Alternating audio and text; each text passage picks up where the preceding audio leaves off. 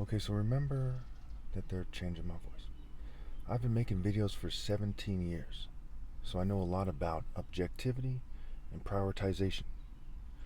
But before we go over a very important fact about Tengu, let's try to understand what facts are. So consider how the idea of information, right, relates to the idea of being in universally moral formation. How do we know what is disinformation and what is misinformation if we don't have a moral order? Right? You just have a bunch of people who claim to be experts who have a long history of lying to you, like the media, like colleges, politicians, social clubs, so-called mentors, a bunch of people just lying to you all the time and trying to use their social status and their coercive power to get you to do what they say. So we have to understand what objective morals are. We have to understand as a society what moral absolutes are. So let's look up the word objective together, right? Objective, according to Merriam-Webster, refers to being unbiased, impartial, okay? It refers to basing things on real facts, right? It says, refers to being unbiased, impartial, or based on real facts, not doctored evidence, mind you. Independent of personal feelings, emotions, or belief. And of course, objective as a noun means a goal, aim, or target. So the target is to be objective, universally objective, not in the boundaries of white supremacy, not trying to make the English or the Jews or the LGBT community or anybody, any race or group look superior, but just trying to tell the truth and let the chips fall where they may. That's what it means to be objective, as opposed to being the subject of the devil, right? Satan is said to be the god of this world, leading people astray. We'll get to that in the next video or so.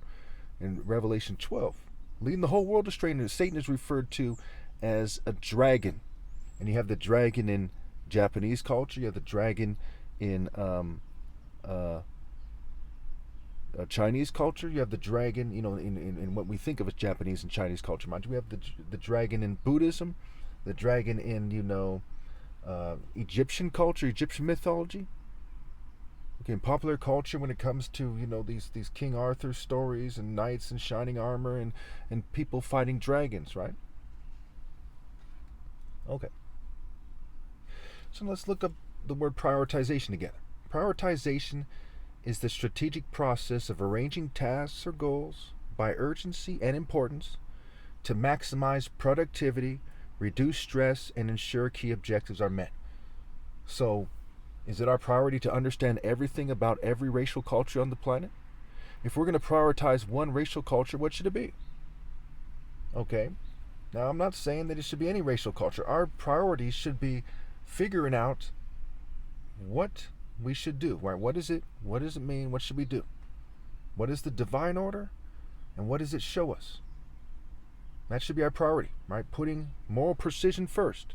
When we look back at life and say we prioritized doing the right thing, that's when we see the true success in life, the true victory, the true path. Wisdom walks in the way of righteousness along the paths of justice. Proverbs 8, verse 20. So the true moral order does not exist within the boundaries of white, Jewish, and LGBT supremacy. And it is not subjective, it is objective. Again, that refers to being unbiased, impartial, and based on the facts here. Fact. For example, a fact is 1 + 1 = 2 in basic arithmetic. Another fact is that white, Jew, and LGBT people colonized the world together, so to speak, and they wiped out whole cultures, they raped and killed lots of people, and they changed the world drastically. Another fact, in Revelation 12, it says that Satan is the god of the world, okay, and he leads the world astray. Excuse me. It said, well, in a different part of the Bible, it says Satan is the god of this world. But in Revelation 12, it says Satan leads the whole world astray. Another fact, I have 23 witnesses on record, and they testify to different aspects of the targeting that's going on, the targeting campaign against me.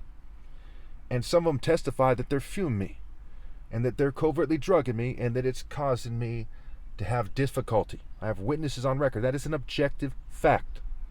Another objective fact is that people put disinformation trolls out there, and they like to try to draw these things into question. So as we look at what a Tengu is, We have to look at the facts here. Another fact is I came across a video where it says that a Tengu came into somebody's house, into somebody's area, right, and taught a child how to do martial arts. And that child was from a family with social status in Japan, right? You talk about the shogun, and there's a lot of ideas that are connected to this, right? So what was the social structure in ancient Japan? And where do we get the information about that? So we have to look at what we do know for sure. What we know for sure that a claim is being made by people who are not being killed for making that claim, right? They're not being persecuted as far as we know. And that claim is that a demon taught a child to do martial arts, a child who was a member of a privileged family. And so we see an example of demons teaching martial arts. Not all martial arts, but teaching satanic martial arts specifically. Okay? Therefore, we have conclusively connected the idea of Satan being somebody who is trying to rule the world, who leads the whole world astray, everyone but the righteous, everyone who's worldly astray. Okay? To the idea in Japanese culture, these particular types of Japanese people testifying against their religion, their various martial arts systems, what have you, that demons are said to have trained them in martial arts to some degree. Okay, these are the objective facts here. And therefore, if somebody was to say, what does martial arts have to do with it? They're insane. Another objective fact in 1 Samuel 17, where David faces Goliath, he says, this day I will strike you down and cut off your head, right? Something to this effect. And the whole world will know that there's a God in Israel. Another objective fact, I don't have to go way out of my way to make sure I have all the specifics here correct, because I have to do what? I have to prioritize, and prioritization is the strategic process of arranging tasks or goals by urgency and importance to maximize productivity, reduce stress, and ensure key objectives are met. So the objective and being objective and prioritization. So it is not my priority to have some kind of fancy YouTube video when they're sabotaging me and my condition keeps me from making that video. It's my priority to serve God and put God first. And if my videos aren't that great or I stumble on my words, so what? Okay, they are great in terms of doing God's work. You're seeing the video of the one person doing God's work on the planet. Other people claim that they are, and that testifies in my favor. I'm actually doing that. Now, you see people refuse to have in-depth conversations. They refuse to have well thought out and constructive conversations. And as a result, I'm still targeted unfairly. I'm kept from a suitable helper. Okay, we're not solving the problems like homelessness and the various economic issues we're facing. And people won't do things like make a region, say in Africa. What if you pay, say, a big country in Africa to create a region for immigrants? So instead of going to Europe, they go there, you pay for the infrastructure and everything, and you give them $1 billion a year for their trouble and for, accommodating all these refugees instead of throwing them under the bus or having some kind of illogical conflict in developed nations like the UK and America.